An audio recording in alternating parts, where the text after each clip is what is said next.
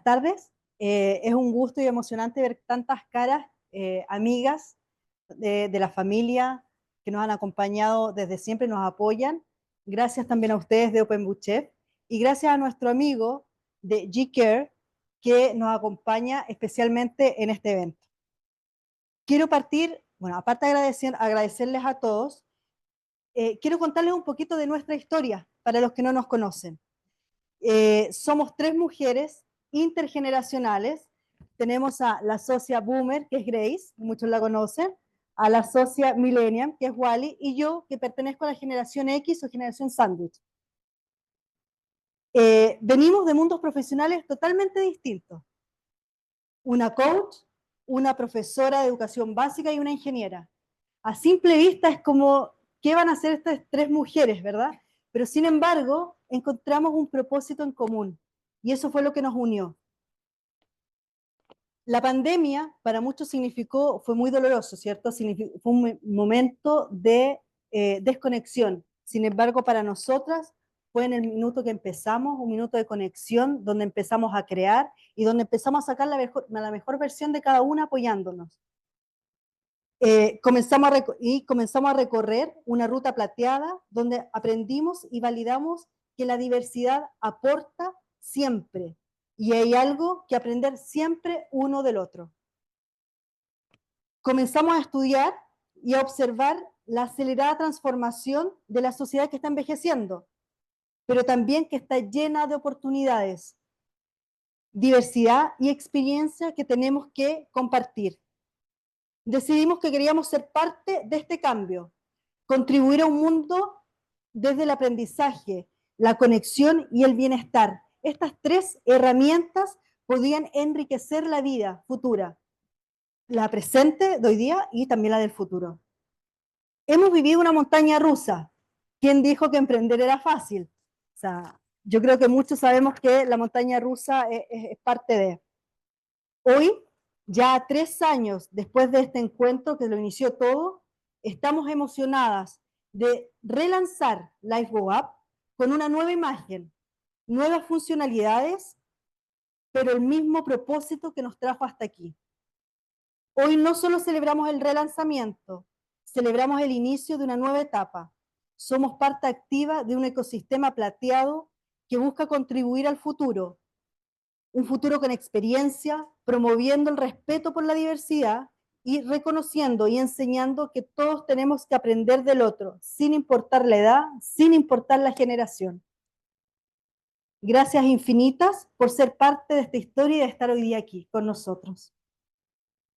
Ahora quiero hacer pasar a Grace, mi socia, quien es una de las personas vitamina actualmente en mi vida, a quien admiro profundamente.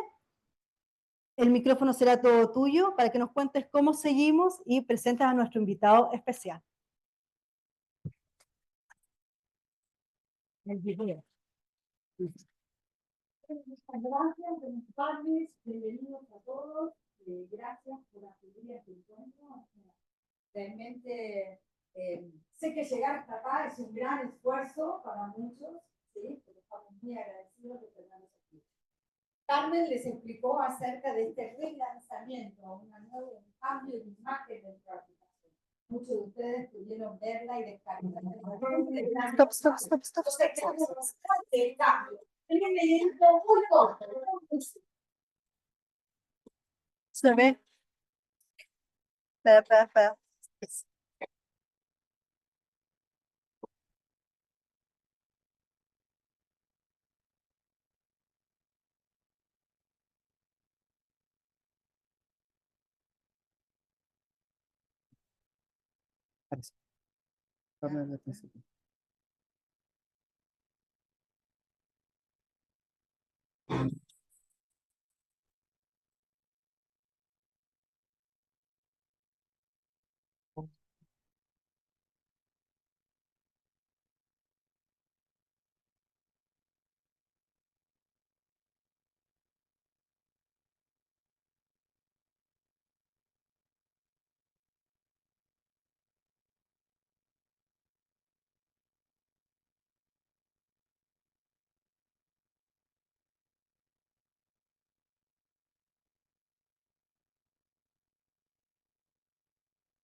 Nada con solo para leer.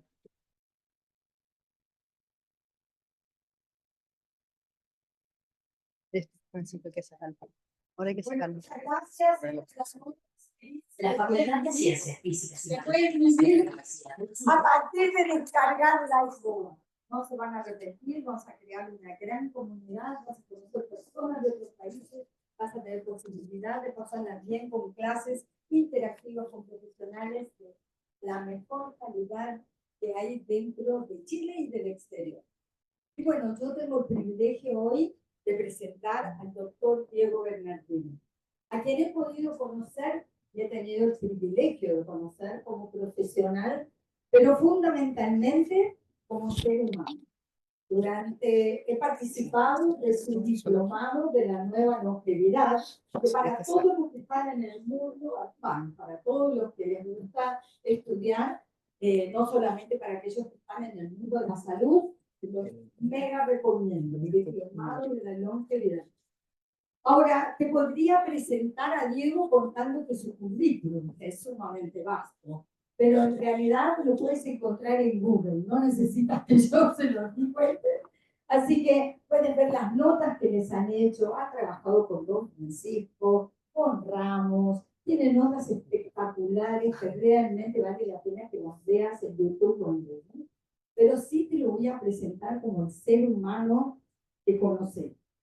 Un hombre sumamente inteligente, sumamente capaz, de convicciones claras, ¿sí? Enfocado 100% en otros, siempre, en su dedicación, y fundamentalmente un hombre cálido, afectuoso, ¿sí?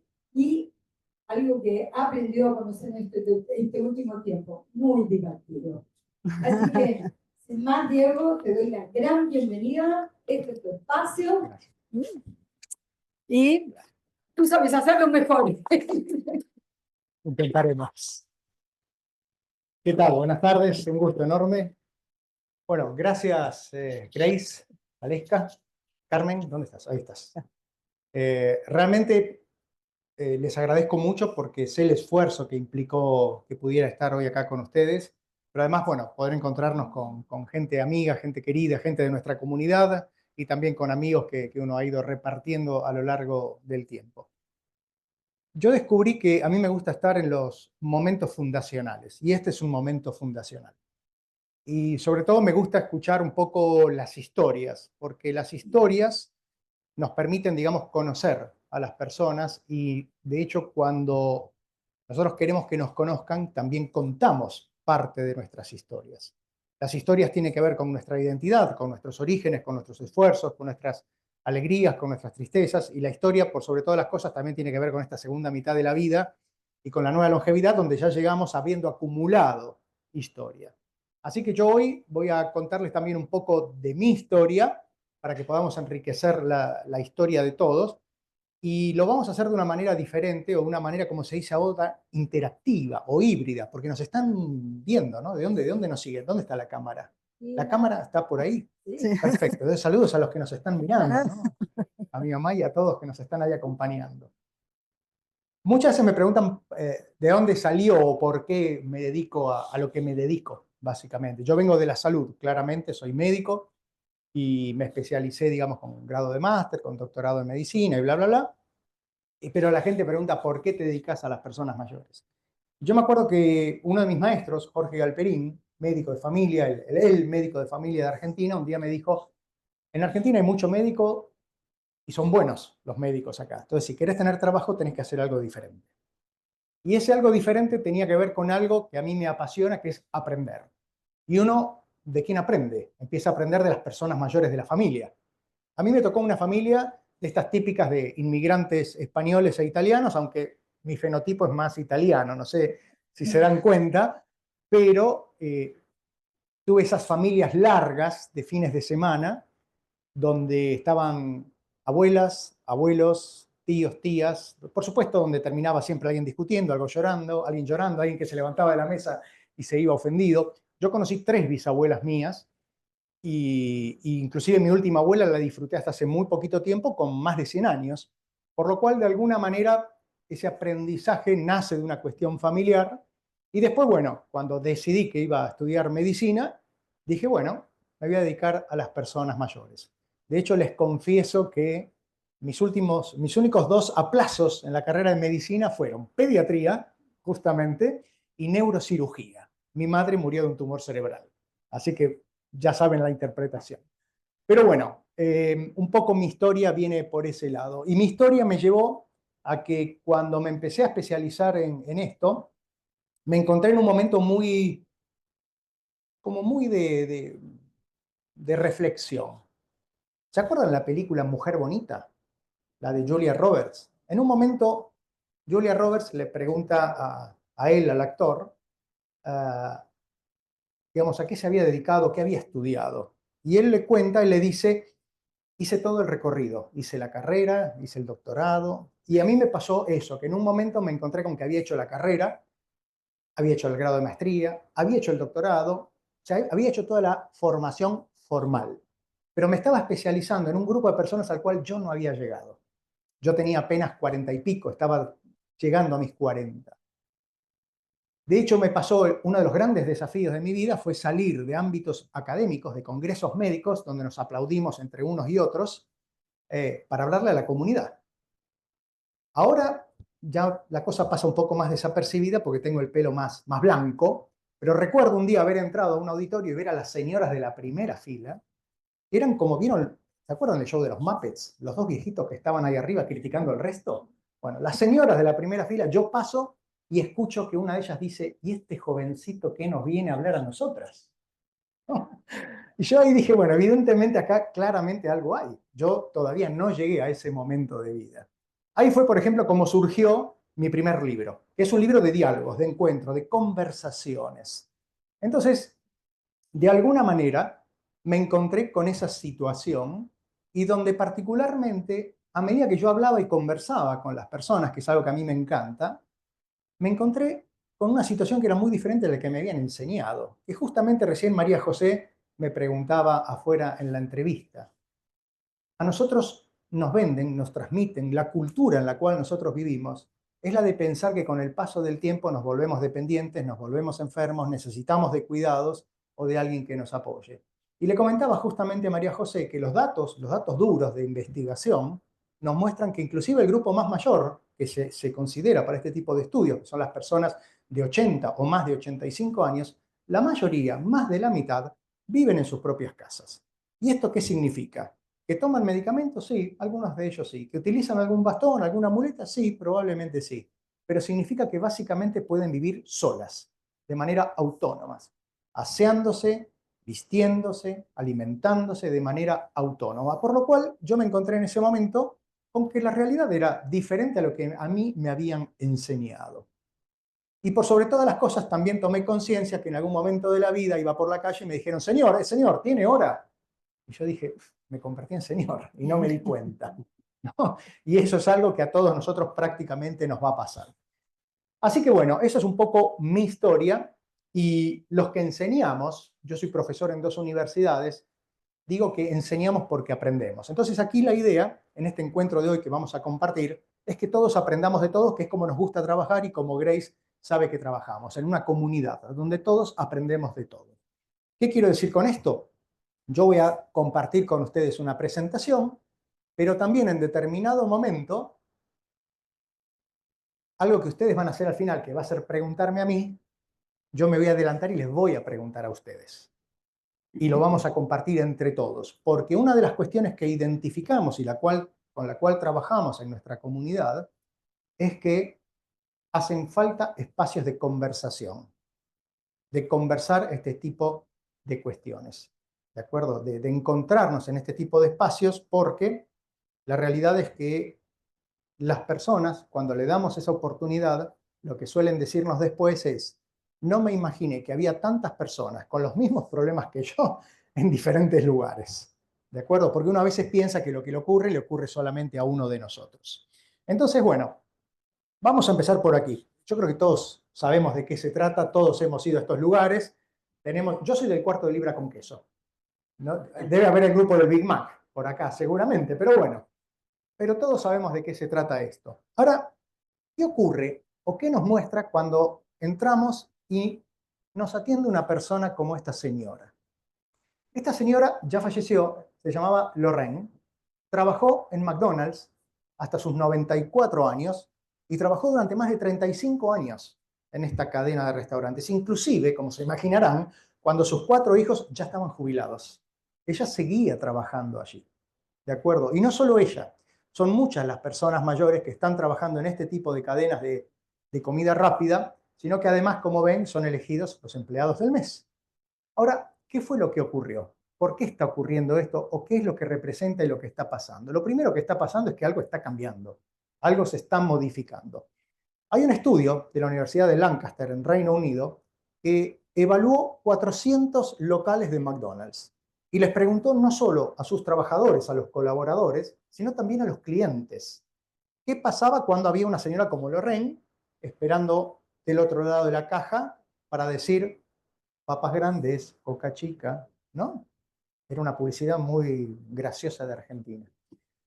Entonces, las respuestas que encontraron fue que, primero, los clientes se sentían mejor atendidos por personas mayores. Mientras que los colaboradores, los trabajadores, decían que equipos intergeneracionales, diversidad etaria, sumaba valor. Ellos aprendían y les daba más gusto trabajar entre ellos. Sector privado, sector corporativo, que siempre está a la pesca de las últimas tendencias, y no en vano hace ese tipo de estudios. Les aumentó las ventas. La gente se sentía más a gusto yendo a este tipo de lugares. Entonces, la pregunta es, ¿por qué estamos viendo estas transformaciones y por qué la cultura todavía dice una anciana de 94 años trabajando en ese lugar? Qué diferente sería si dijese una señora de 94 años o la señora Lorraine de 94 años. Sin embargo, esta es la cultura, ¿de acuerdo? Esto es lo que está pasando. Miren, les voy a compartir 2 noticias importantes y las 2 son buenas porque soy un optimista, ¿de acuerdo? Las 2 son buenas. La primera es que todos los que estamos aquí tenemos mayor expectativa de vida que quienes nos han precedido. Esa es la realidad. La segunda, que todavía me parece que es más importante, es que la mayoría no lo sabe. ¿De acuerdo? Y vivir más, claramente, nos da más oportunidades de hacer cosas que nos gustan. Por supuesto que hay riesgos, por supuesto que hay desafíos. Hay personas que me dicen, doctor, pero antes no había Alzheimer. Y claro, antes nos moríamos antes. O sea, hoy el Alzheimer correlaciona o tiene a la edad como un factor de correlación. Antes no vivíamos tanto tiempo. Hoy la expectativa de vida aquí en Chile es de cerca de 80 años para las mujeres, un poquito menos para los hombres, siempre nosotros un poquito atrás. Nos van a extinguir. Sí, nos van a extinguir. Esa pregunta se la hizo alguien antes. Todavía no pude buscar ese paper, pero hay un paper un grupo de la Universidad de Oxford que dice que los hombres, no las mujeres y los hombres, los humanos, no, los hombres nos vamos a extinguir dentro de 150.000 años. Pero aparentemente alguien ya se hizo esa pregunta, ¿de acuerdo? Entonces, bueno, y lo que sabemos también, que Chile va a extender la expectativa de vida hasta los 85, 86 años. También sabemos que en el año 2050, que es acá nomás, empieza a caer la población, porque estamos viviendo más y estamos teniendo menos hijos. Hoy cerca de los 19 millones de habitantes van a llegar a ser algo más de 20, pero después se espera que para fin de siglo sean cerca de 15 millones los chilenos y las chilenas, ¿de acuerdo? Entonces, eso es lo que está pasando. Estamos viviendo una transformación. Y cuando hablo de transformación, no hablo de cambio. Cambio es lo que hay alrededor, lo superficial. La transformación es cuando te cambia la existencia. Pascal Bruckner, un filósofo francés, tiene un libro muy interesante que se llama, si mal no recuerdo, Elogio de la longevidad. Él dice que la longevidad modificó nuestro vínculo, nuestra relación con la existencia. Y eso me parece que es algo muy interesante porque hoy están pasando algunas cuestiones que antes no nos imaginábamos. Hablar de longevidad no es nuevo. Hablar de longevidad no es nuevo. Hablar la longevidad de alguna manera, mi novia chilena, qué bueno verte. ¿Quién es? Dora querida, bienvenida. Ya me estaba preocupando que no estabas por acá. Bueno, les cuento, ella es mi novia chilena. No nos vemos hace varios años. Muy bien, así me gusta. La longevidad existió siempre a lo largo de la historia de la humanidad. Esa es la realidad. Pero la longevidad, fíjense que en nuestros tiempos más contemporáneos, no es tampoco algo tan nuevo. Esta es la tapa del Newsweek edición español del año 97. O sea, tiene más de 25 años. Y ya hablaba de vivir 100 años. Vivir 100 años. Pero fíjense, ya hablaba de ideas sobre dieta, ejercicio, estado de ánimo. Hoy que nos hablan de gestión de las emociones, ¿no? Dame 5 tips para ser feliz, te dicen hoy. Como si la felicidad fuera de tips. La prueba de la longevidad, yo lo que haría acá sería todo bárbaro, pero usen casco. ¿De acuerdo? Usen casco. Pero esta es una etapa argentina. Vieron que los argentinos siempre somos optimistas, después la realidad nos muestra otra cosa, pero siempre vamos para adelante. 130 años también, sin casco, pero sonrisas, y acá fíjense algo que es realidad. ¿Quién conduce? ¿Quién lidera? ¿Quién es la jefa? Siempre, siempre. Siempre ahí.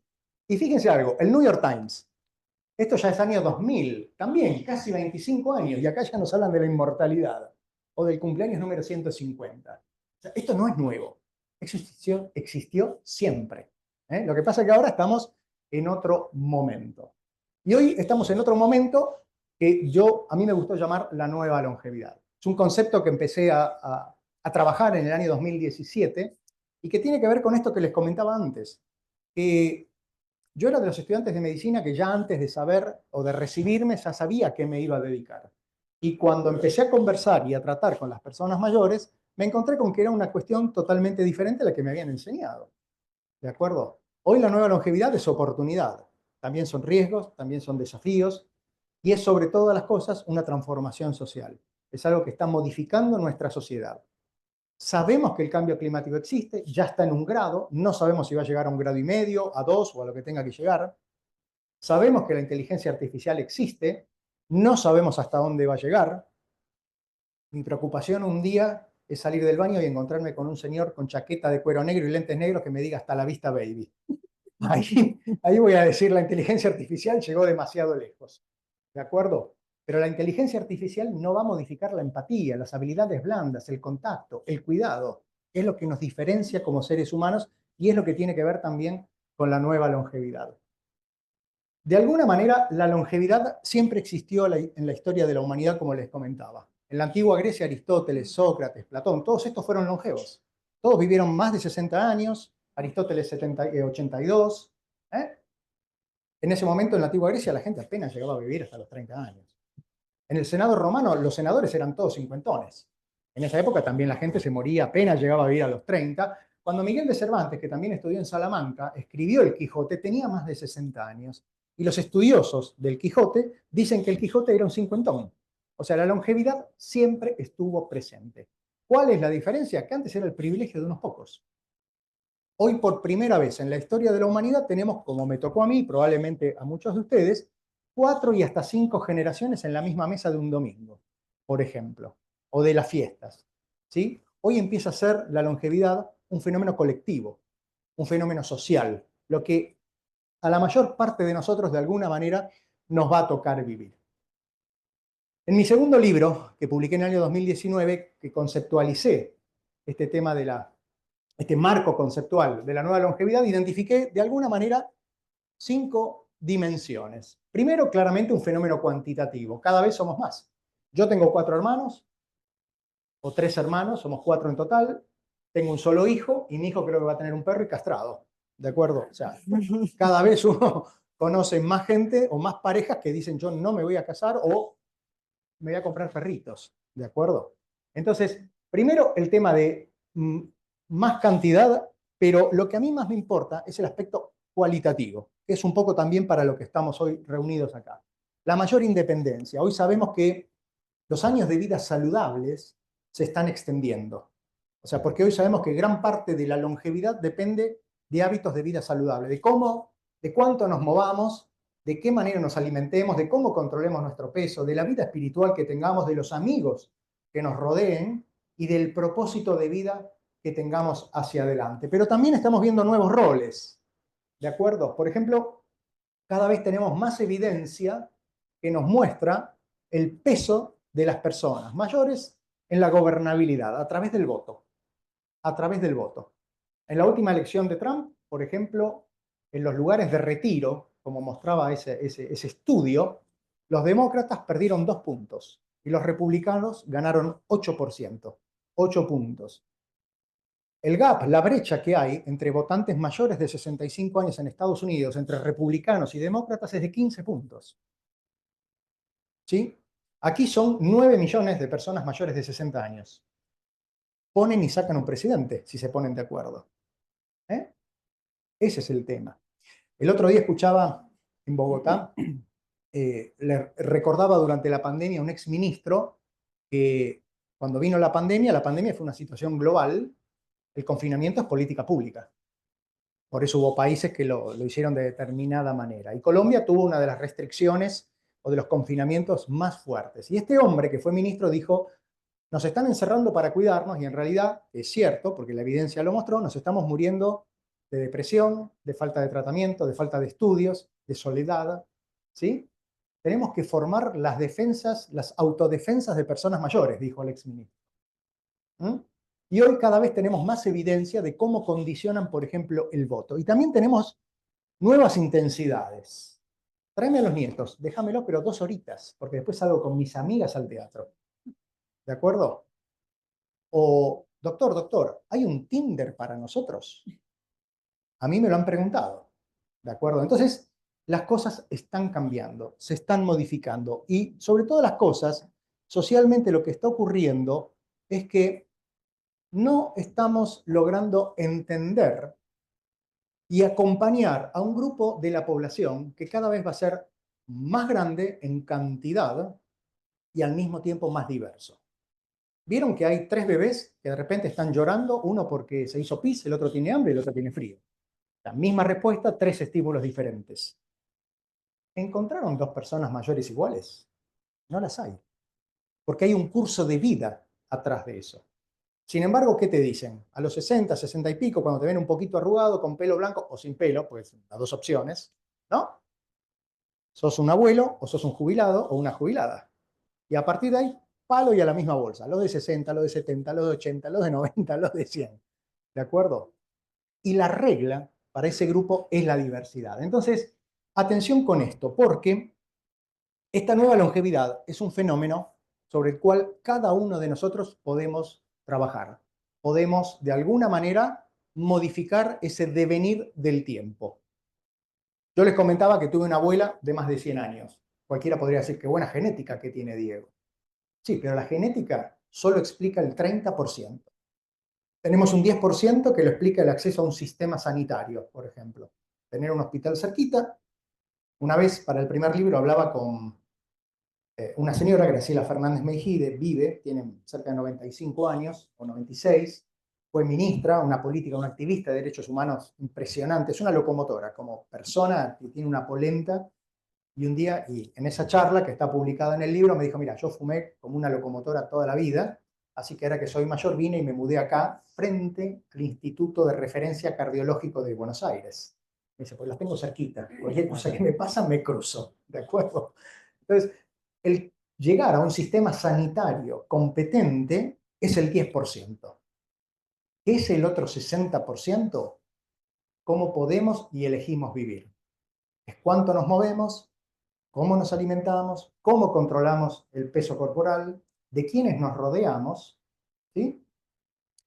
¿Quiénes tienen? Levanten la mano, ¿quiénes tienen?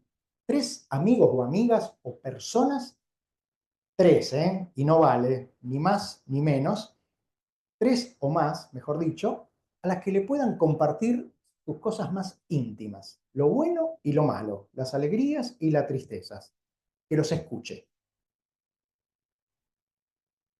Fíjense, no son la mayoría. Esos que levantaron la mano van a vivir más. Hoy sabemos por investigación que eso define muy bien, y ese es uno de los grandes retos. Y para eso soluciones como en este caso, lo de las chicas, el Life Go Up. Porque el ecosistema que nos rodea, nosotros tenemos muchos amigos y amistades en la escuela primaria, en la escuela secundaria, en la universidad se achica un poquito.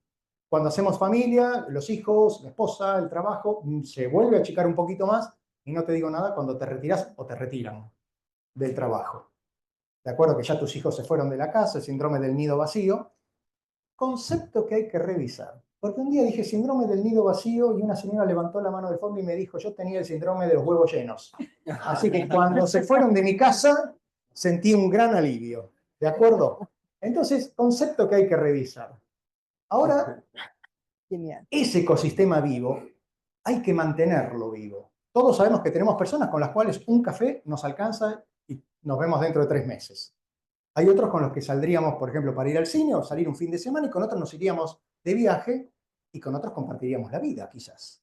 Pero los vínculos afectivos tienen distintas intensidades y hay que aprender a sostenerlos. Lo que siempre nos decía nuestra madre o nuestra abuela, ¿no? Que a la amistad hay que cultivarla. Es ni más ni menos que eso. Así que ya saben, moverse más.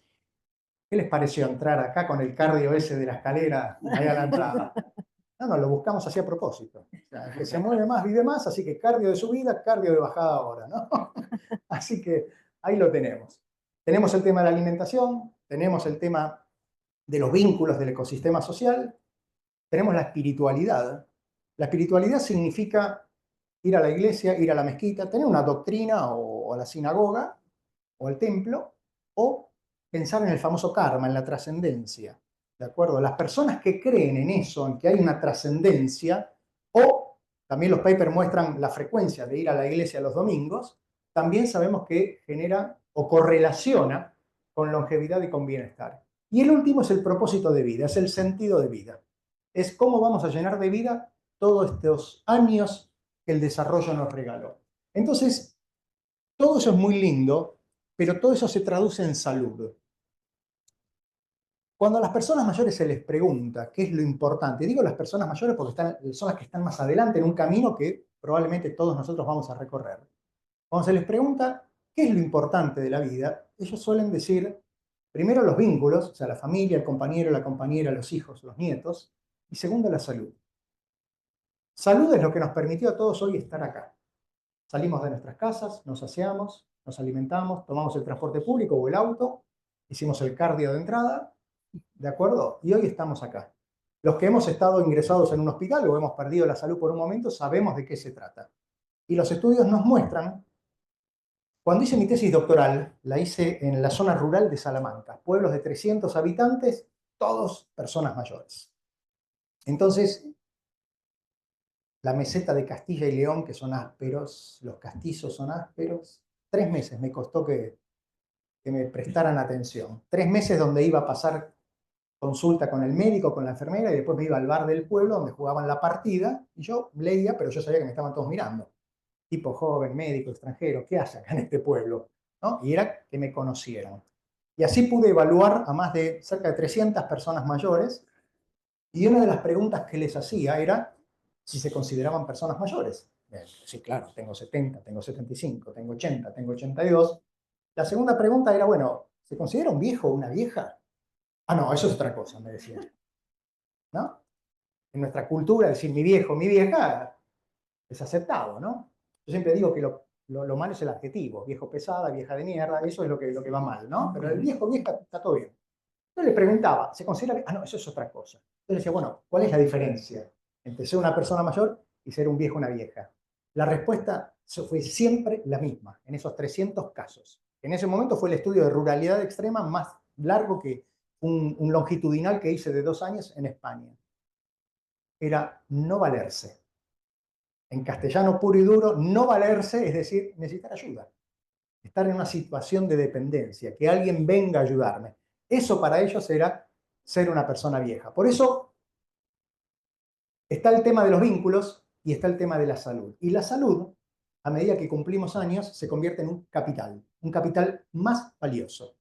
Y como todo capital, como una inversión, como una colección de arte o una propiedad, se puede depreciar o puede aumentar el valor. ¿Cómo aumentamos el valor? Ya lo saben, los famosos 5 tips. Actividad física, alimentación, vínculos afectivos, ¿de acuerdo? Espiritualidad y propósito de vida. Esos son los 5 tips, la receta. esta nunca falla. No sé por qué María José no me la preguntó recién en la entrevista, pero todos los periodistas te dicen cuándo uno se vuelve persona mayor. Miren, ser persona mayor es un concepto muy flexible. Yo, por ejemplo, soy el mayor de mis 4 hermanos, ¿no? Pero de mi familia el más mayor hoy es mi padre, que tiene 80. Hasta hace 5 años atrás, la mayor era mi abuela, con 100 años. E inclusive, tiempo atrás me enteré que una abuela que se regresó a Italia, una tía, abuela mía, que se regresó a Italia, llegó a los 107 años. Entonces, ser mayor es un poquito relativo, ¿no? Hay un estudio que se hizo en Europa, donde a muestras representativas de más de 20 países, la Europa de los 27, se les preguntó cuándo una persona era mayor. El promedio dio 67 años, el promedio de todas las muestras. Para los griegos, para los italianos, más cerca de los 70. Para los turcos, 55. Yo tengo 57. Así que si voy a Turquía, voy a tener descuento en el transporte público, en el museo, y posiblemente mi médico me diga, Diego, ahora usted tiene un geriatra. Tiene que ir a buscar un geriatra, ¿de acuerdo? O sea, ser mayor también depende de dónde preguntemos. Y además depende de a quién le preguntemos. Hubo otro estudio que se hizo en España en el 2009, donde a distintas cohortes de edades se le preguntó esto justamente.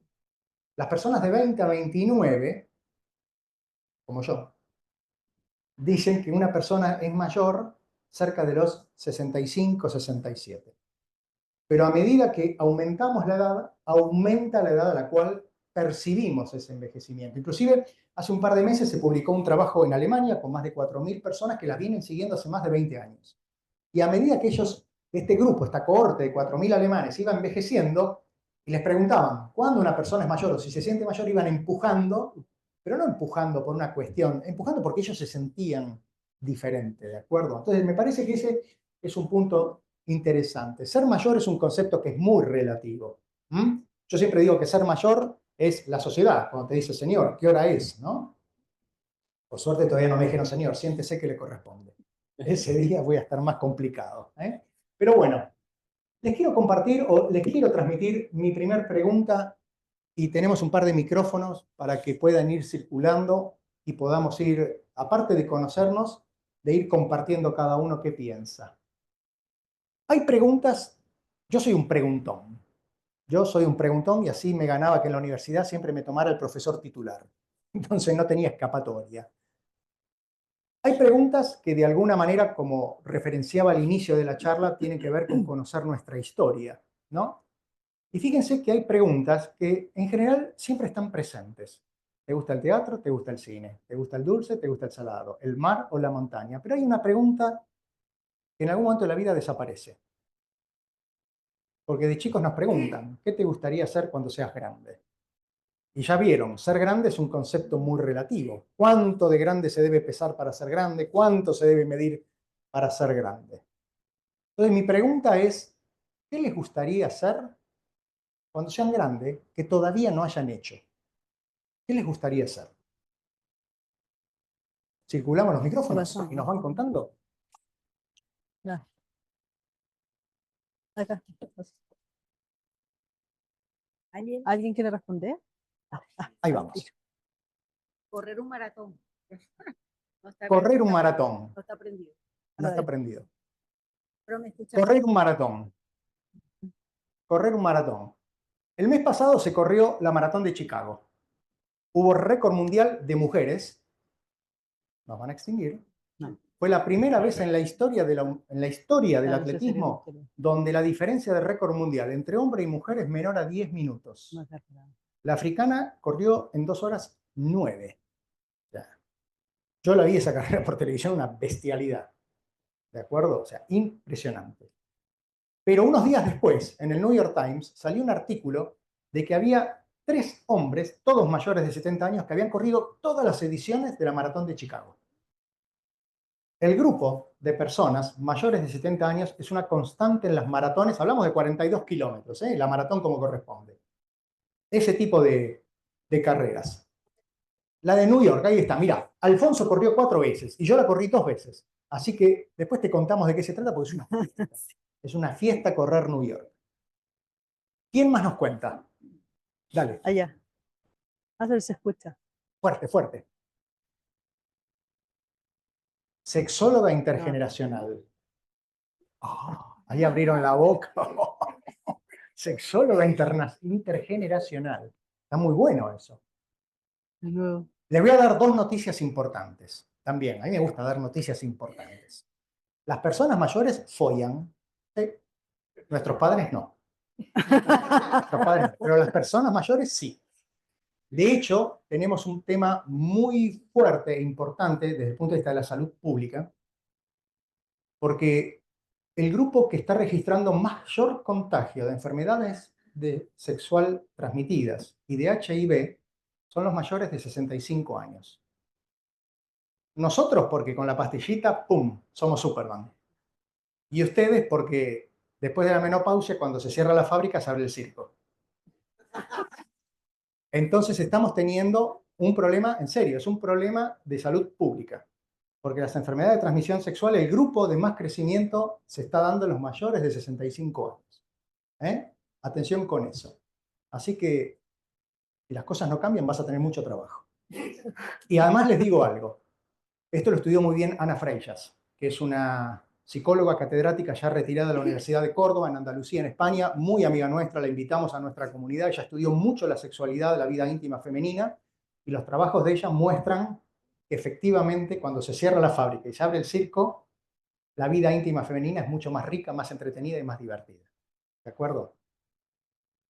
Hace un tiempo estaba en Bogotá en una reunión de este entorno y ya ven ustedes que la mayor parte son todas mujeres que están acá. Y en esa mesa eran la mayoría mujeres. Estábamos con Robinson, justamente, que ojalá lo tengamos pronto por acá, y en un momento salió el tema del Satisfyer. Y la persona, la mujer que tenía enfrente, que era la responsable de política pública de las personas mayores de Bogotá, me dijo, ¿el Satisfyer? No, el Satisfyer Pro 2. Me dijo. Así que, atención con eso. ¿Quién sigue? ¿Quién nos comparte lo que quiere ser cuando sea grande? Dale. El micrófono Acá, está por allá. Dale. A mí me gustaría ser todo un aficionado de comer infantil, no poca cultura antigua, pero no ir a la universidad, sino que como aficionado. Súper. Bien. Una especie de Indiana Jones. Bien, bien, bien. No, ¿y por qué no? Ustedes vieron los cursos para las personas mayores en las universidades, están llenos. A mí me ha tocado visitar varias y hay universidades que tienen 1.500, 2.000 personas mayores socializando ahí, aprendiendo. Bueno, las universidades también se dieron cuenta, porque es una fuente de ingresos. Entonces, hay mucho por explorar ahí. ¿Quién más? Dale. Músico de rock. Mick Jagger. Bien. Ahora, fíjense qué interesante. Mick Jagger, uno se pregunta, este tipo podría estar en la playa de su propia isla, convengamos. ¿De acuerdo? Perfectamente. Y sin embargo, está haciendo lo que hace. Hay un artículo donde le preguntaban a Keith Richards por qué lo hacían y él decía por la pasión. Es la gente que hace lo que hizo toda su vida y que hace lo que siente. Una vez charlando con Mario, con Don Francisco, charlando de esto, me dijo, es que yo el día que deje de hacer esto me muero. Y es así. Entonces hay que seguir haciendo estas cosas. Pero te cuento algo. Quizás te ayude a recapacitar. Primero, Mick Jagger es un superviviente. Convengamos que es un superviviente. O sea, ¿cuántos como él se quedaron en el camino? ¿De acuerdo? El tipo se metió todo. Pero ya desde hace cerca de 30 años, él tiene una vida que es más similar al de un atleta de alta competencia que a cualquiera de nosotros. Sé por gente que además ha estado en reuniones con él, no te prueba una gota de alcohol. En cada concierto se estima que Mick Jagger recorre entre 13 y 15 kilómetros. Hace pilates, hace sobrepeso, baile, los vemos en los videos cada 2x3. Él viaja con un médico geriatra, viaja con nutricionista, viaja con entrenadores, él y todos los que están ahí, ¿no? O sea, Pero me parece que lo rescatable de esto es que el tipo lo sigue haciendo por la pasión que encuentra, ¿no? Y además, uno es verdad, siempre piensa en Mick Jagger. Mira, la semana pasada en Washington, que es donde vivo, tocó Duran Duran. Lo fui a ver por cuarta vez. Simon Le Bon tiene 66 años. Tiene la voz intacta.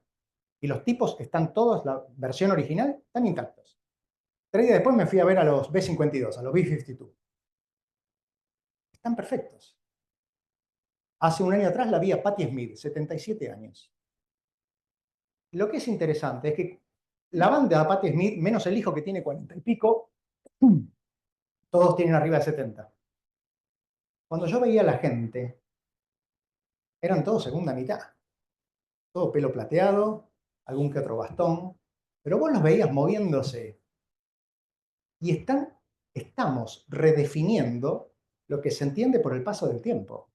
Yo te puedo asegurar, tengo un amigo también que es un fanático de la música, es uno de los tipos de Argentina que más sabe de música, que se fue a ver también a los Rolling en Inglaterra el año pasado. Y me mandaba videos, me dice, mira, estos son todos los tuyos. Y me mostraba la foto de la gente entrando al concierto. Entraban con bastones, con muletas, con silla de ruedas, entraban caminando. La gente arriba de 70 años. ¿De acuerdo? Entonces me parece que la lectura que tenemos que hacer de todo esto son dos cosas. Primero, el por qué, preguntarnos el por qué lo está haciendo esa gente todavía, que no es la única, como dije. Tom Jones, lo vi hace un par de años, tiene la voz impresionante, está arriba de 80 años también.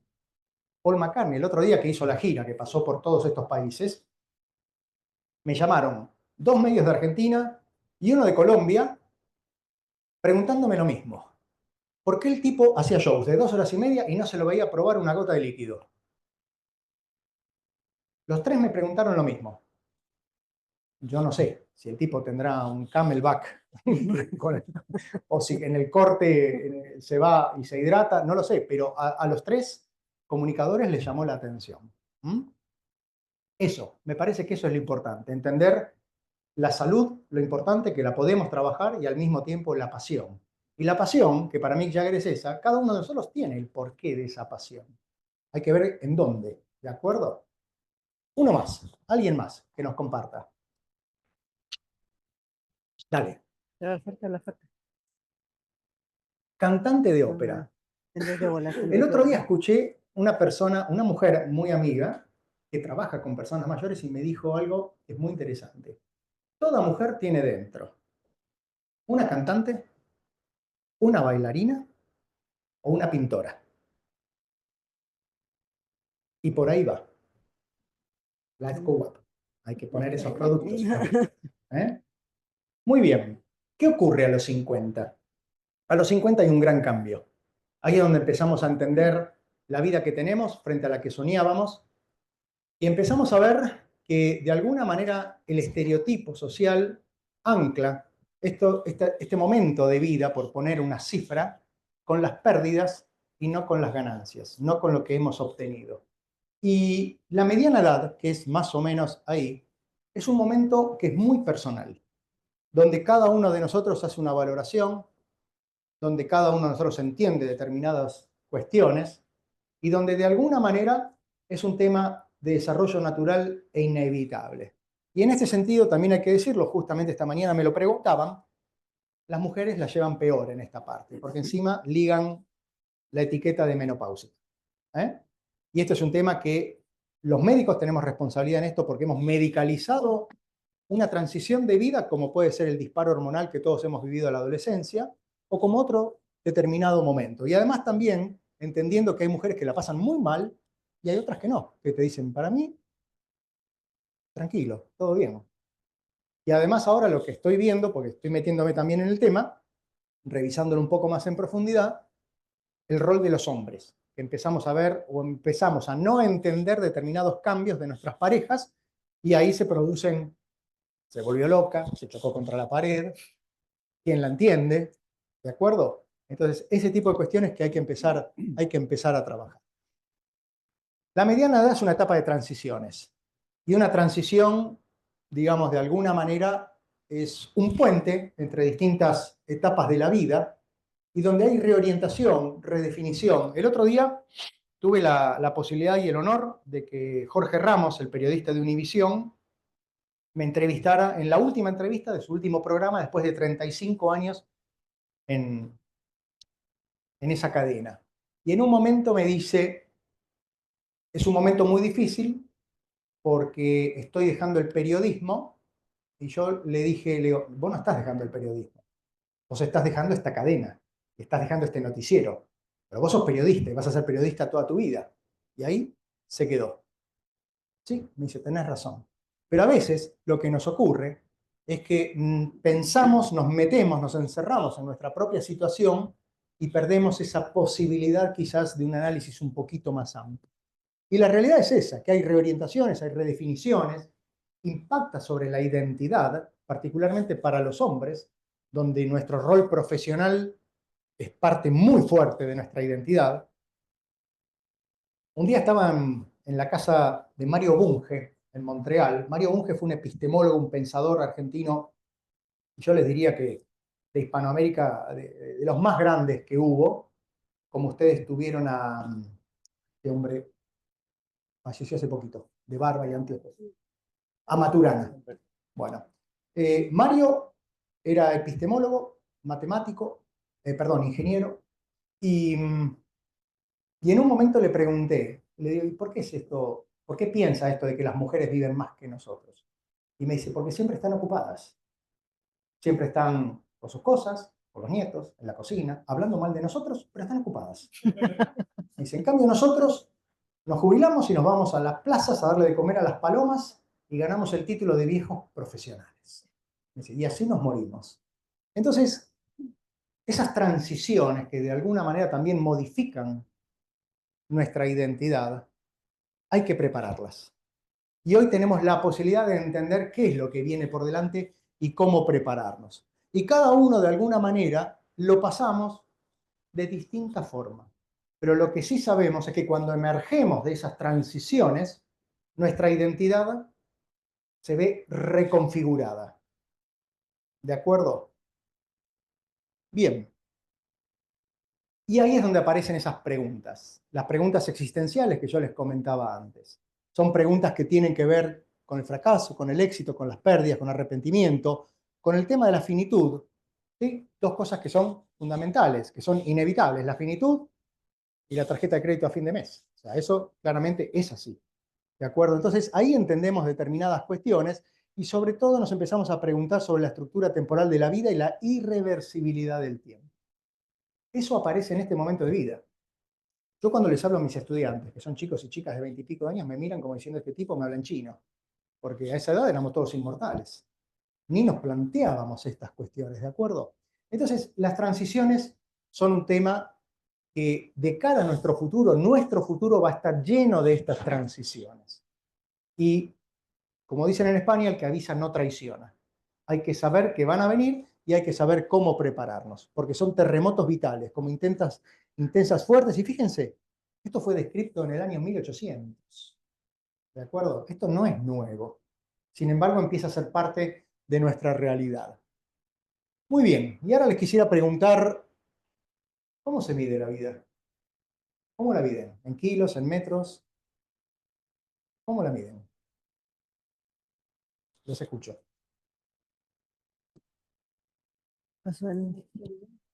Experiencias. Ojo que yo conocí gente que dice, tengo 30 años de experiencia y en realidad hizo uno y lo repitió 29 veces. El concepto del seniority es un concepto que hay que revisar también. Experiencias, bien. ¿Alguien tiene algo diferente para postular?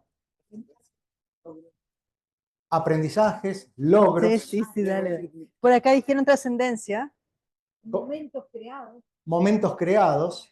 Independencia. Independencia. Bien. Años. Perspectiva. Vos ya estás contando los años, por eso. Fíjate que... ¿Por qué no se puede medir, Mariela Vitini?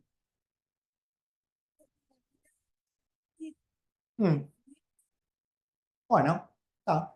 Pero viste que acá se mide todo. Por eso pregunto. Eh,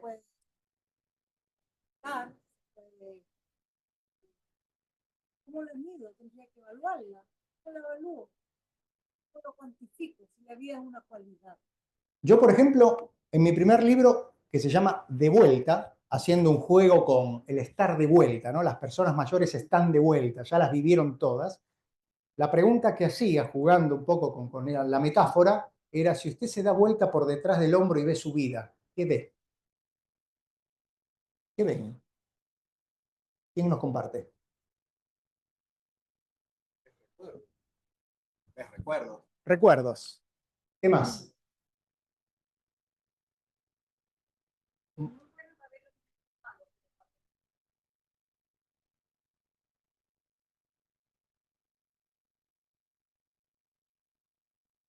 Bien.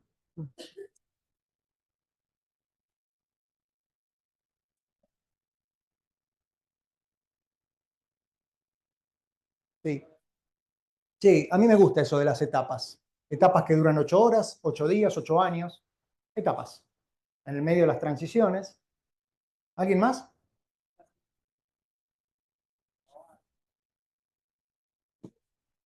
Sí.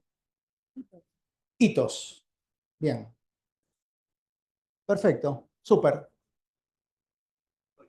Historia.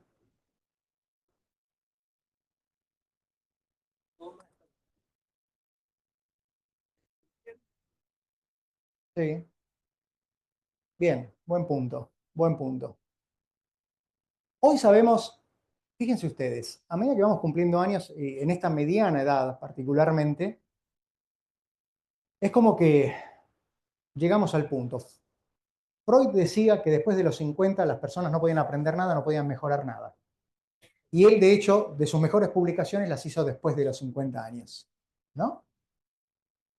Hoy sabemos, por la investigación, que hay atributos, que son características, son cualidades que nosotros tenemos que mejoran con el paso del tiempo.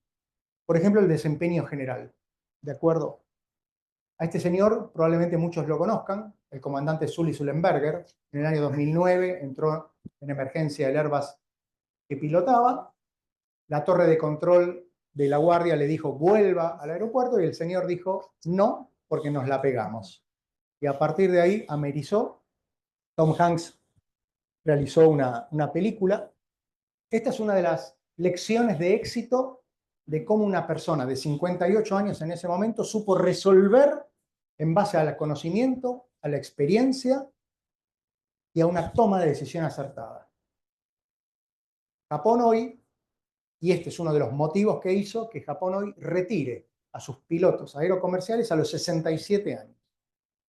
Para los que estudiamos longevidad, Japón siempre es como un faro, porque es el país del G7 que tiene política pública mejor y más adaptada a las personas mayores, porque además es el país con mayor expectativa de vida, porque es un país que del año 2016 viene perdiendo más de 200.000 habitantes por año, donde tienen un día, que es el tercer lunes de septiembre, que es el respeto al adulto mayor, a la persona mayor, y además es de donde viene ese concepto del Ikigai, del sentido de vida que se puso tan de moda, ¿de acuerdo? Entonces, de alguna manera, siempre estuvo presente, pero fíjense algo que tampoco es nuevo. Estos son estudios de este señor, Raymond Cattell, años 70, él investigó en la década del 60 y publicó a inicios de los 70, y ella en ese momento describió dos tipos de inteligencia. Una inteligencia fluida, que es la capacidad de abstracción, de cálculo matemático rápido, de toma de decisión acertada y rápida, que es la que tienen los jóvenes. 30, 35 años se logra el máximo. Y después está la inteligencia cristalizada, que es la que pica en los 50 y se suele mantener, y es la que tenía el comandante Sullenberger. ¿De acuerdo? El bienestar, los tips de la felicidad, ¿no? Dame 5 tips para ser feliz. Y la felicidad también sabemos que tiene curva en U, y este estudio muestra que somos felices en las primeras 2 décadas de vida, cuando somos totalmente inconscientes de qué va la vida y nuestros padres nos cubren todo, y después entramos así, a medida vamos concientizando, y a partir de los 50, 52 vuelve a picar para arriba. Estos son términos, son estudios poblacionales, y en epidemiología sabemos que los promedios ocultan las individualidades. ¿Se acuerdan de Tom y Jerry? que se peleaban por el queso y siempre Tom quería el pedazo más grande. Pero claro, estadísticamente le correspondía medio a cada uno. Y Jerry siempre se llevaba la parte chiquitita, el ratoncito. Entonces, estos son estudios poblacionales, pero tenemos que entender el valor de la individualidad. Y yo estoy seguro que cada uno de ustedes podría identificar qué es lo que le hace bien a ustedes. Y hoy, ¿qué es lo que le hace bien a cada uno de ustedes? ¿Qué es lo que le trae bienestar? Los escucho.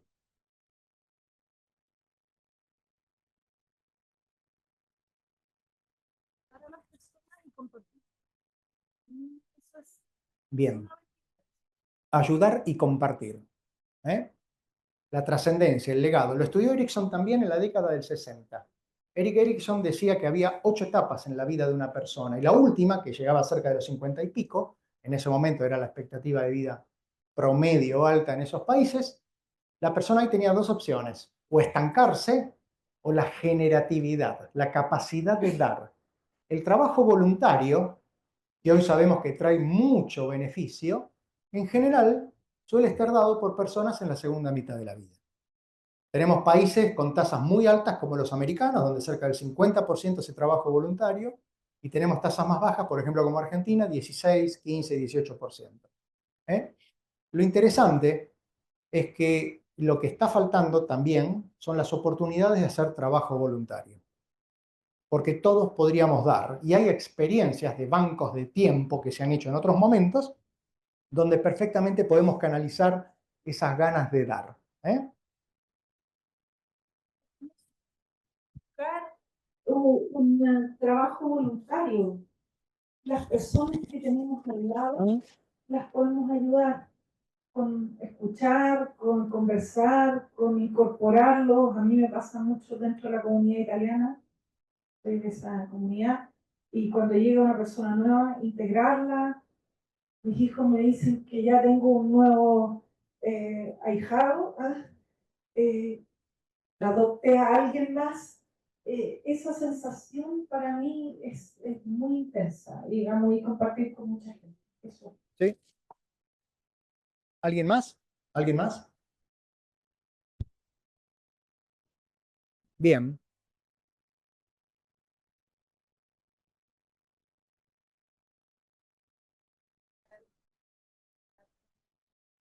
¿Escucharon todos? Los nietos. Compartir con los nietos. ¿Mm? ¿Quién más? ¿Qué les trae bienestar? Estar ocupada. Bien. Eso está bueno. Ejercicio. Perfecto. Reírse de la vida.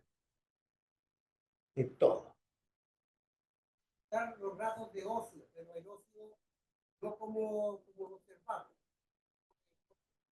Dar el tiempo como yo quiero, sin que nadie me esté imponiendo. Bien. Un rebelde como yo. Perfecto. Bien. Humor. Bien.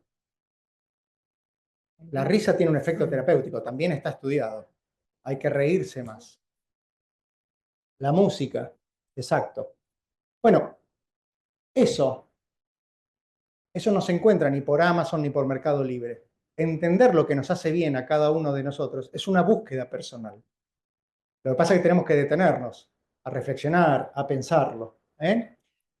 Miren, hay un estudio, es un estudio muy interesante que se está haciendo en la Universidad de Harvard, donde lo que buscaron fue como sacar una foto a lo largo de la vida de una persona, para ver qué era lo importante. Fue un estudio que comenzó en el año 38, pero antes de eso, o mejor dicho, durante, sobre todo el último director, Robert Baldinger, tiene una charla TED muy linda, muy interesante.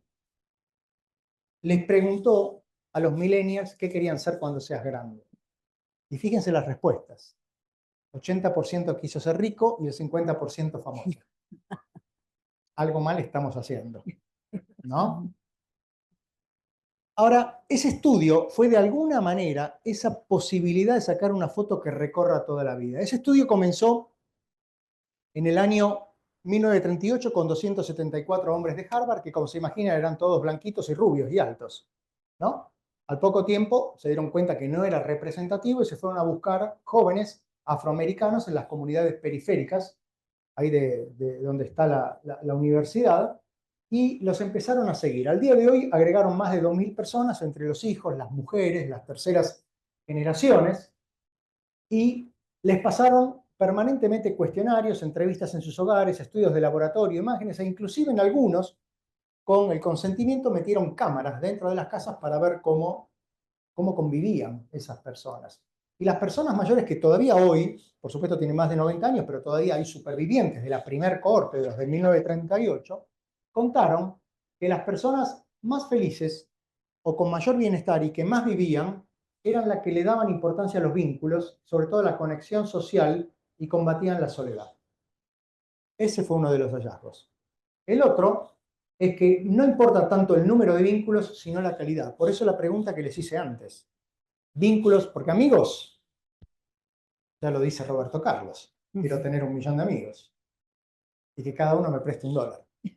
Total, por $1 no me lo van a venir a pedir, ¿de acuerdo? Pero lo que importa no es la cantidad de amigos, sino los vínculos en profundidad.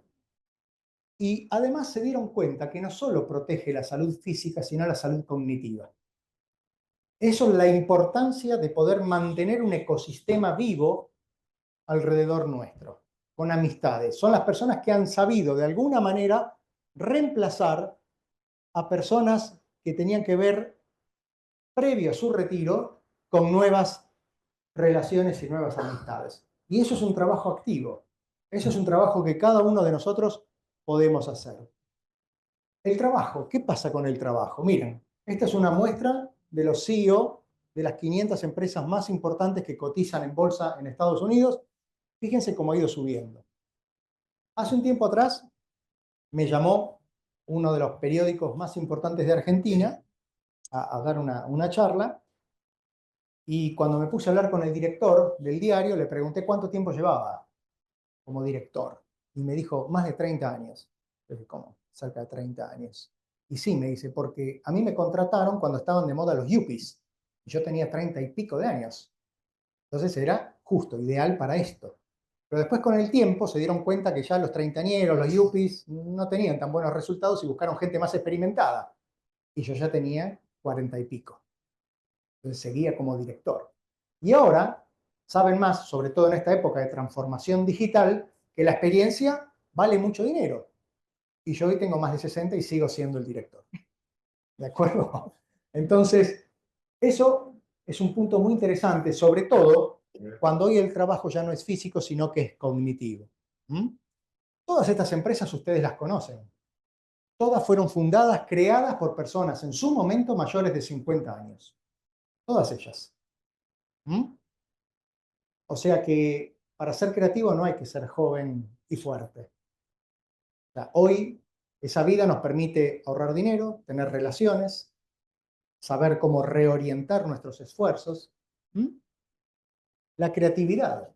Nadie crea sin haber experimentado. Cuando Thomas Alva Edison descubrió lo que descubrió, hubo alguien que le dijo, pero usted fracasó 900 veces. Y él dijo, no, yo descubrí 900 caminos que no me llevaban a lo que yo quería encontrar. ¿De acuerdo? Pero vos para crear necesitas experimentar, necesitas equivocarte, necesitas reflexionar. Y eso va con la edad. Fíjense, estos son los premios Nobel. Menos el de la paz, que fíjense la curva va para abajo, el resto van todos para arriba. O sea, parece que la experiencia no es algo tan malo, ¿no? Hace unos años comentaba esta mañana que la entrega de los Oscar fue la que tuvo premiados más mayores. Pero además hay un paper que está en controversia, pero el paper existe, que dice que los actores y las actrices de Hollywood que ganan Oscar viven más que aquellos que no los ganan. Está publicado. ¿Qué pasa con el amor? ¿Se transforma? ¿No se transforma? Los árabes tienen una frase que dice, el desierto es demasiado largo para atravesarlo en un solo camello.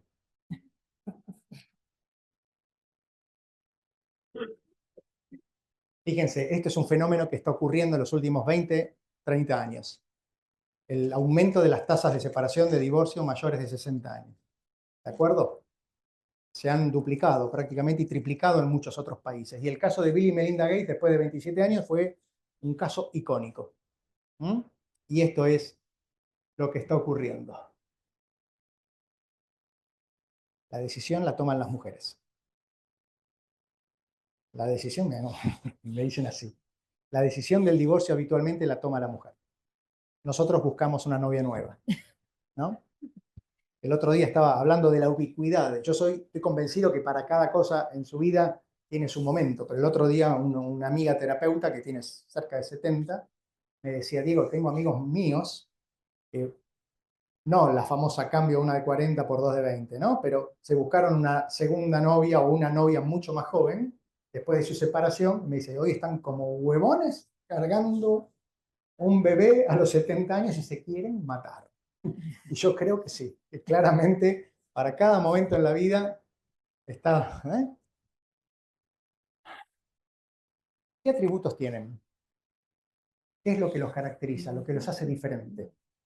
Una típica pregunta de recursos humanos cuando uno busca trabajo, ¿no? ¿Por qué usted? ¿Qué los hace diferentes? ¿Qué piensan que ganaron con el paso de los años? No me digan experiencia, ¿eh? No vale, esa ya está.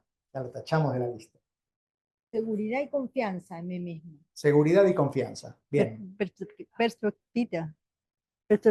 Perspectiva. Sí, sí. Bien. Libertad. Congruencia.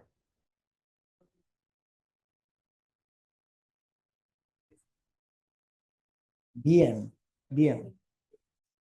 Igual buena que haya venido Diego. Totalmente. La segunda mitad es el momento donde todo te importa un carajo y donde mandas a la gente a pasear sin ningún tipo de problema. Cuando publiqué el primer libro, los medios me preguntaban qué había aprendido de esas conversaciones con las preguntas. Y yo le decía que había aprendido algo que los jóvenes no valoramos mucho, que es la libertad de elegir, la libertad de no tener que rendir cuentas ante nadie. Y eso está buenísimo. Eso está buenísimo. Y eso se aprende con el paso del tiempo. Moisés, escribe en el libro. ¿Quién más? Moisés. Bueno, 3 palabras que definan su momento de vida. Vamos. Lo empiezo a pasar. Wanda. Vamos, 3 palabras que definan tu momento de vida. Dale. ¿Eres 4 o 4? Felicidad, ¿sí? La búsqueda de la salud, que es una búsqueda que estoy ahora. Trabajar con el equipo que trabajo y en la Santiago. Y el conocer gente también ha sido una cosa. Bien. ¿Quién más? Pasá el micrófono a ver. Vamos, no se miren, no se vuelvan invisibles. Allá. Tres palabras. Son como pequeñas frases, no palabras. Alegría de compartir con mi actual polola. Bien. Mi salud, estado de salud, para la edad que tengo. Y Perfecto, basta. Bien. ¿Quién más? Vamos por acá y después subimos. Escúchense bien, ¿eh? Yo diría felicidad, desarrollo personal, porque he tenido un desarrollo realmente ahora último, importante, que me hace sentir muy bien, y además el amor. Yo disfruto del amor de mi marido, tenemos más de 35 años de casado, y ahora que ya mis hijos nos han dejado solos, están todos desarrollados y bien, funcionando, eso me da mucha alegría. Después nos pasa la fórmula, ¿no?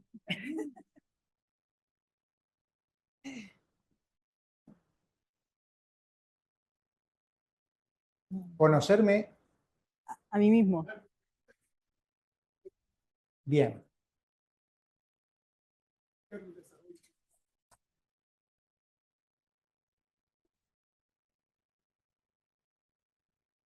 Bien, no es poco. Bien.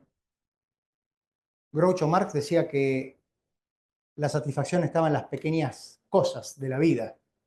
Una pequeña fortuna, un pequeño castillo, un pequeño yate, un pequeño avión privado, ¿no?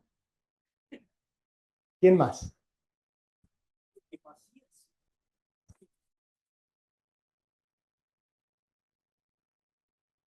Paciencia.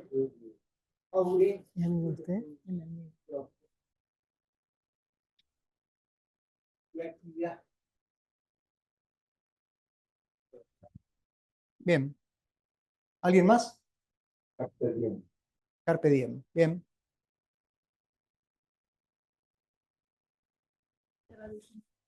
Agradecimiento.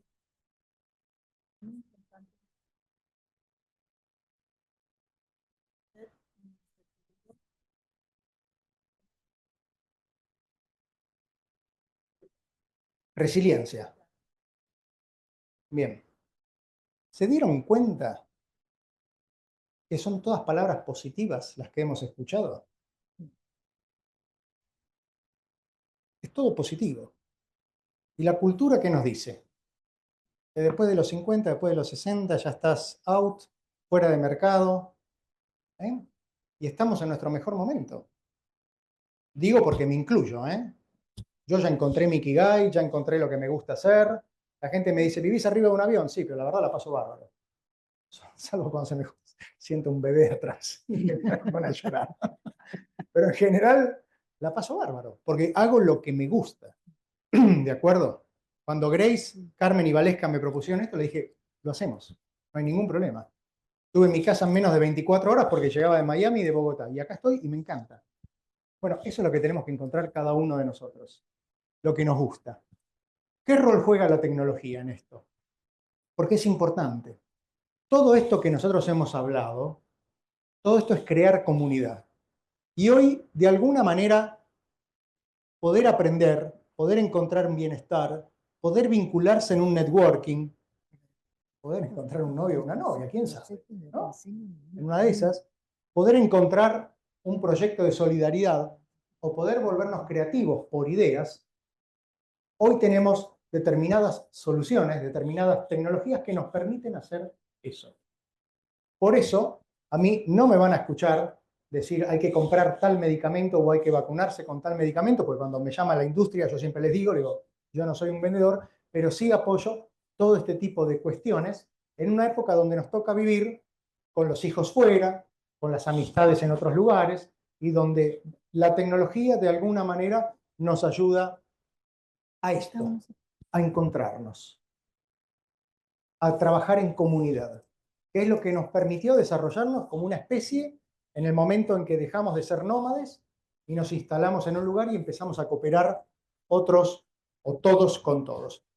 Me gustaría terminar con una pequeña reflexión en relación a esto, al retiro, que es una transición de vida muy fuerte para todos nosotros. Y como dije antes, especialmente para los hombres. Porque hoy los estudios nos están mostrando que después que nos jubilan, que yo creo que la jubilación tiene que ser un derecho y no una obligación, aumenta la muerte prematura, aumenta los infartos, aumenta la tristeza, los accidentes cerebrovasculares, la depresión y los suicidios. ¿De acuerdo? Entonces, lo que hoy sabemos que el retiro es esto. Terminaste un viernes como CEO y el lunes sos Pepe el jubilado. ¿De acuerdo? Por supuesto que te dieron el reloj de oro, te dieron la lapicera, te hicieron la cena con todos los amigos, compañeros de trabajo, pero hoy el retiro, cuando se les pregunta a las personas, lo que dicen es que debería ser algo gradual, es algo de a poquito. O sea, no pasar 180 grados, sino ir desligándote, ir transmitiendo, ir haciendo la transferencia del conocimiento, de la experiencia, entendiendo lo que es la diversidad etaria, pero la realidad es que todavía muy poca gente lo sabe y por supuesto son menos las empresas o las corporaciones que trabajan en este tipo de cuestiones. Pero lo que quiero dejarles en este caso es que hay que prepararse.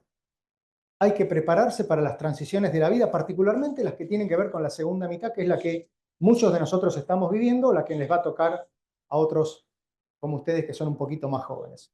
¿De acuerdo? Y tener un plan es diferente a estar retirado. Una cosa distinta es ir al supermercado con una lista de comida y otra cosa diferente es decir, voy a ir al supermercado a comprar esto porque quiero hacer tal receta. Eso es un plan. Y lo que nosotros tenemos que aprender a hacer es a planificar nuestra segunda mitad de la vida. Y cuanto más recursos tengamos, cuanto más conocimiento tengamos, cuanto más autoconocimiento tengamos, más exitosa puede que sea esa etapa, que además va a ser la etapa más larga que probablemente a todos nosotros nos toque vivir, pues si comparamos cuánto dura la adolescencia, cuánto dura la niñez, en la segunda mitad, a los 50, a los 60, a los 70, hasta está mi abuela que vivió 100 años, ¿de acuerdo? Entonces, tener un plan es diferente a estar retirado. ¿Y qué es un propósito? Es hacia dónde orientamos ese plan, es en qué pensamos, es detenernos a reflexionar. Y el plan de vida es de alguna manera lo que nos va a permitir a nosotros llenar de vida todos esos años. Hace un tiempo atrás me contactó por Facebook, mi hijo diría sos un boomer, porque Facebook es la plataforma de los boomers, me contactó mi maestro de 4º grado de la primaria. Imagínense los años que hacía que no lo veía. Entonces me contactó y me dijo, vi lo que estás haciendo, me encanta, necesito verte, voy a ir a tu consultorio. Y se me apareció. Estaba mejor que todos nosotros juntos. Tenía 82 años y estaba impecable. Impecable. Entonces le pregunté, ¿cómo lo puedo ayudar? Lo primero que me dijo fue, tuteame. Le digo, no puedo. Mi maestro, ¿cómo le voy a decir? Vos, ¿no? Le digo, ¿cómo lo puedo ayudar? Me dice, mira, me dice, tengo 4 hijos divinos, una familia hermosa, consolidada, nos ayudamos, todos con todos, pero tengo a mi mujer hace 12 años con deterioro cognitivo, con Alzheimer. Me dice, y mis hijos ya me dijeron, papá, hasta acá llegaste. No podés inmolarte en esta situación, hay que institucionalizar a mamá. Le digo, bueno, ok. Le digo, es algo que pasa. Gestionamos un poco la situación, se institucionalizó a su mujer, la va a visitar todos los días, está muy cerca de su domicilio. Al tiempo me vuelve a llamar. Me dice, quiero pasar por el consultorio. Le digo, dale, véngase. Y me dice, Diego, me dice, ahora llego a las 4 o 5 de la tarde a mi casa y no tengo nada que hacer. Hay que llenar de vida ese tiempo. Y ahí empieza la búsqueda. Si para las mujeres encontrar un peluquero de confianza es difícil, imagínense lo que puede ser para este señor encontrar actividades para llenar esa vida. Entonces, el plan de vida es algo que tenemos que empezar a pensar, que tenemos que empezar a trabajar desde mucho antes. Cuando a mí me llaman las empresas para trabajar, para hacer talleres, para hacer esta preparación a esta transición, identifiqué 2 cuestiones que son importantes. Las personas que reciben esa formación, capacitación, taller, llámenle, a mí me gusta hablar mucho de conversaciones, me dicen, esto está buenísimo, pero ya no llego porque me jubilo en 2 años, en 1 año. Esto debería haberlo escuchado hace 10 años atrás. ¿Y dónde está lo segundo que identificamos? Que capital humano, recursos humanos, está manejado por personas de 40 y pico, que están en otro momento de vida, que no la ven, están lejos. Entonces está pasando esa situación. ¿De acuerdo? Y acá la pregunta es, para un plan de vida, ¿brújula o mapa? No vale decir los dos. ¿De acuerdo? ¿Brújula o mapa? ¿Qué eligen? Este es el momento survivor de la charla. Mapa por acá, dijeron. Brújula. Brújula. Brújula. Mapa, 3-2. Gana brújula por ahora. Vamos. Mapa, 3-3. Brújula, 4-3. Viene parejito el tema, ¿eh? Mapa.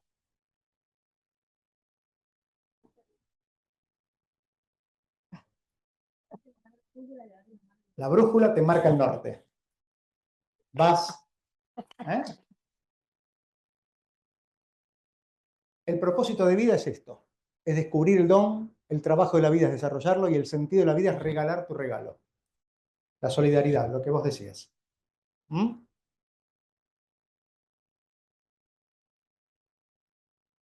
Primera pregunta para hacer ese plan de vida. ¿Qué es lo que les gusta? ¿Qué es lo que les gusta? ¿Qué les gusta hacer? Viajar. Bien. la charla de esta mañana, viajar. Todos los que hemos viajado en algún momento extrañamos nuestro baño, nuestra cocina, nuestro cuarto, pero la vida es un viaje. La vida es un viaje. Viajar. ¿Qué más? ¿Qué les gusta? Compartir.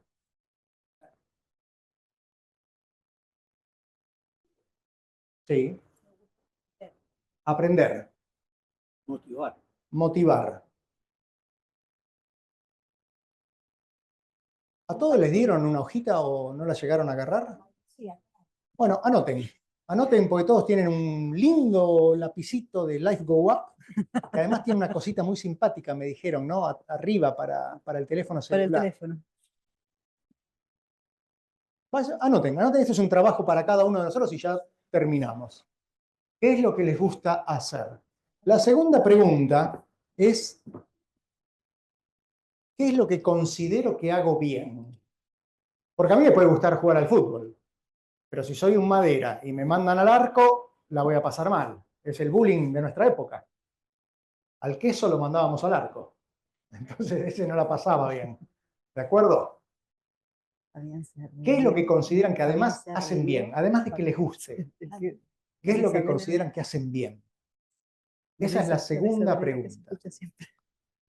La tercera pregunta tiene que ver con algo que estuvo también rondando aquí. ¿Qué haría que el mundo sea un poco mejor? El legado, la trascendencia. ¿Mm?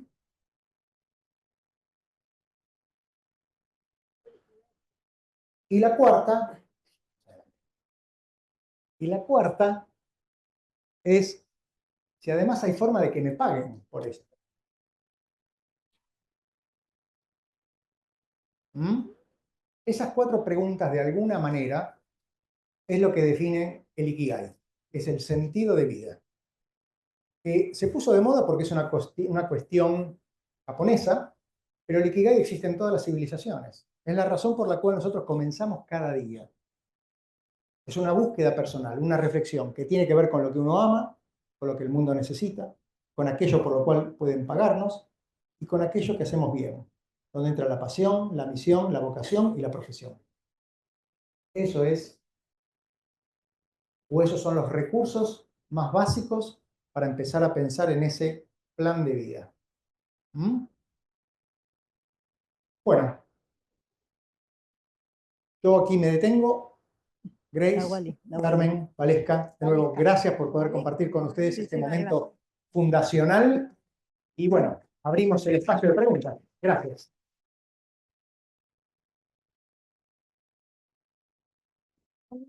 Bueno, primero, como una de las cofundadoras de la IFOWAP, quiero darte las gracias, Diego, por esta gran exponencia que nos has dado. Creo que todos estamos con muchas reflexiones, nuevas ideas, muy optimistas en cuanto a la edad y todo lo que nos queda por delante y nos queda por delante a todos ustedes. Y muchas gracias por compartir sus experiencias, por entregarnos datos tan interesantes. Yo creo que más de uno va a llegar a buscar temas de los que tú propusiste ahora en nuestra evento como aplicación de ArcoWAP. Así que agradecerte por eso. Un gusto. Y también, bueno, contarles, como te dice, que Diego fue nombrado, si no me equivoco, designado una personalidad en el área de la salud por la legislatura de Buenos Aires. También felicitarte por el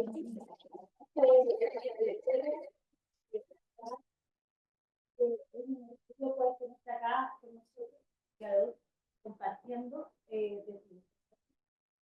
y ahora en esta parte, solamente agradecerte, también quiero invitar a un amigo que está por allá. ¿Y hay preguntas para Diego?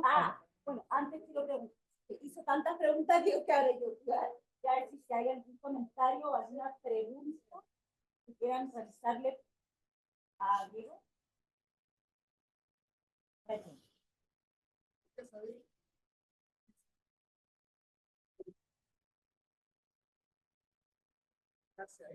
Esa es la pregunta del millón. O sea, primero viene la TV Color, después el viaje ¿no? A Viña, después viene el auto 0 kilómetros, esa es la pregunta del millón. A ver, yo no sé si hay una buena muerte o mala muerte. Sí creo que hay una muerte digna, que es acompañar a esa persona ante un problema de salud, una enfermedad irreversible, discapacitante, progresiva, para evitar el sufrimiento de alguna manera desde ese punto de vista. Esos son los casos que de alguna manera nos permite prepararnos ante una situación determinada. Yo creo que la muerte es, bueno, es lo que en algún momento va a llegar. Yo coincido que esto es un viaje, por eso creo que para mí lo importante es que cada día haya tenido un momento que haya valido la pena. O sea, que cada día haya tenido algo. Y bueno, no sé, yo en mi caso personal con la muerte conviví de joven, primero por el cuidado de mi madre, que ayer se cumplieron 34 años que ella falleció. Segundo, porque tuve pacientes con cuidados terminales. Tuve 3 de ellos a los que acompañé 1 año y medio en promedio. Con 2 de esas familias todavía hoy sigo en contacto. O sea que evidentemente algo bueno hemos hecho. Y yo creo que por sobre todas las cosas tenemos que volver a traerlas, como en la antigua época, donde la gente fallecía en su propia cama, en su propio lugar, rodeado de sus olores, de su gente, de sus...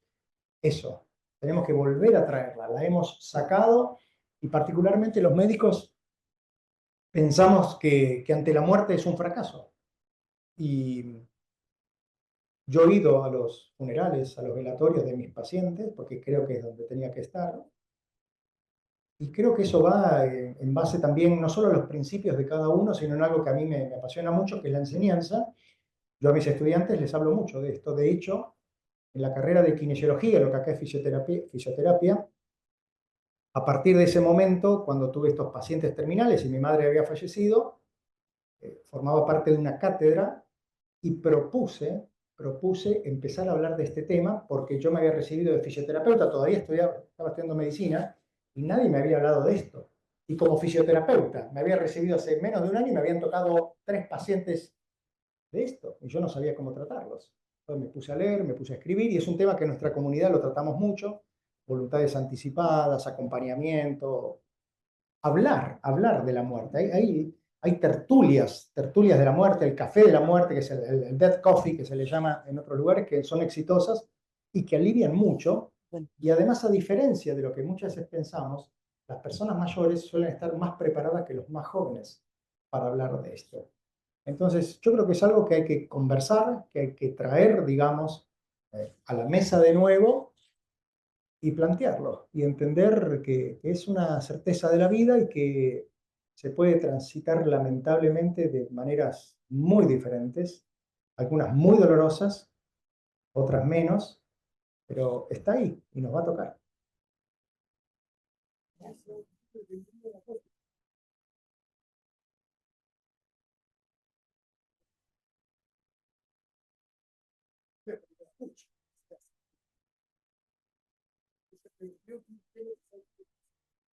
Sí, sí, sí.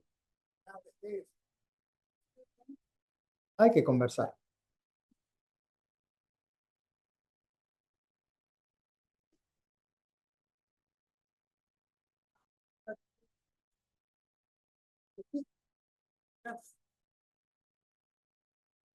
En medicina, los médicos tenemos una regla de oro que es no hablar sobre cuestiones que el paciente no preguntó, porque si no preguntó es porque no está preparado para recibir la respuesta. Entonces, en ese sentido, hay que tener como mucho tacto. Cuando se les pregunta a las personas, la primera es que todos elegiríamos que sea de golpe, en nuestra propia cama y mientras uno duerme. Esto es 8 de cada 10, ¿no? Respondemos eso. Sin dolor, durmiendo y en nuestra propia cama. Esa es la realidad. Y lo otro es que en general la gente, las personas, le tenemos más miedo al proceso que lleva, al sufrimiento de lo que implica una degradación, un deterioro, ese tipo de cuestiones que hoy médicamente podrían ser manejadas. En la primera entrevista que me hizo Jorge Ramos, me preguntó justamente si le tenía miedo a la muerte. Y yo le respondí porque él tiene un estilo muy pum pum, muy rápido y además eran 8 minutos, pero después le escribí y le dije, mira, me di cuenta que te respondí parcialmente. Pero porque yo en realidad a lo que le tengo miedo no solo es como todos a ese tránsito, al sufrimiento, sino que yo en mi caso personal, por mi historia, por mi madre, tengo miedo a morirme antes de tiempo. Yo todavía quiero hacer muchas cosas. Por ejemplo, quiero ver a mi hijo crecer, desarrollarse, cosa que mi madre no pudo ver de mí. ¿De acuerdo? Entonces mi miedo es morirme antes de tiempo. Pero también tenemos que saber que el miedo es una emoción que tiene que ver con nuestra supervivencia. Si nosotros no le tenemos miedo a la fiera cuando lo veíamos, los ojitos del tigre, y no le teníamos miedo, nos comía. Entonces, eso tiene que ver con nuestra supervivencia. Pero es un tema, coincido, es un tema que tenemos que conversar, que tenemos que hablar. Y a mí es un tema que me gusta, sí.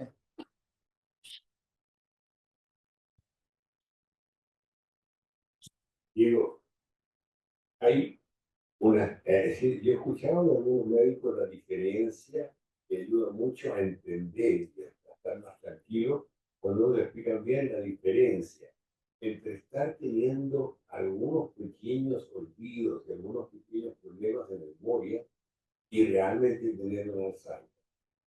¿Ya? Entonces hay buenos ejemplos que no me voy a meter a pretender los ejemplos para tú. Entonces, ¿cuál es cómo entender la diferencia y cómo te afecta en diferentes maneras?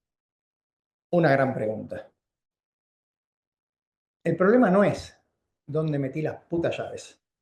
¿Dónde están? ¿Dónde están las llaves? El problema es cuando agarras la llave y decís, ¿para qué es esto? Eso es diferente. En medicina también decimos que el paciente con deterioro cognitivo, con Alzheimer, no viene solo al consultorio, lo trae el familiar. ¿De acuerdo? O sea, el paciente, cuando te dice, estoy preocupado porque me olvido algunas cosas, nosotros entre nuestras respuestas son olvidos transitorios benignos. ¿De acuerdo? Pero el problema es cuando nosotros recibimos al familiar que te dice, me encontré a mi papá caminando a las 4 de la mañana por el palier del edificio, o mi mamá ya dejó 2 veces las hornallas prendidas, los fuegos de la cocina prendidos. O sea, la queja habitualmente la trae el familiar, porque la persona afectada no es consciente. Hoy lo que sabemos es que, primero, yo soy de los que creen que es mucho más lo que no sabemos que lo que sabemos. Eso es clarísimo. Segundo, hoy pensamos, hay un consenso bastante amplio, que cuando una persona es diagnosticada de deterioro cognitivo, ya lleva por lo menos 10 años de evolución. De hecho, el otro día en Bogotá estuve con unas personas de un laboratorio que están presentando un test predictivo, no diagnóstico, predictivo de medición de lactoferrina en saliva, ¿sí? Es una enzima que en función de la concentración te puede decir que vos tenés más o menos riesgo de desarrollar un Alzheimer de acá a determinado tiempo. Y lo otro más importante que salió publicado hace 4 meses en el Lancet es que hoy sabemos que el 45%, o sea, casi la mitad del deterioro cognitivo puede ser prevenido por hábitos de vida. Ustedes me preguntan, ¿cuál es la bala de plata? La actividad física. ¿Cuál es la segunda bala de plata? El sueño. Esas dos. Moverse más y respetar el tiempo de sueño, de descanso. Ay, Dorita. Depende. O sea, la realidad es que a medida que nos hacemos mayores, dormimos menos, particularmente 6, 7 horas. Los adolescentes no menos de 9, nosotros 8, y yo ya les cuento que hace 1 año y medio me despierto antes sin necesidad de despertador, aunque la haya puesto. Así que, welcome to la segunda mitad. Es así. Por favor. Sí, dale fuerte. A todos quienes consultar, vamos a tener una instancia después en el Discord donde vamos a poder compartir otro tipo de preguntas y comentarios. Así que también agradecerles la participación a cada uno de ustedes el día de hoy. Y parte de agradecerle, tranquila, vamos a hacer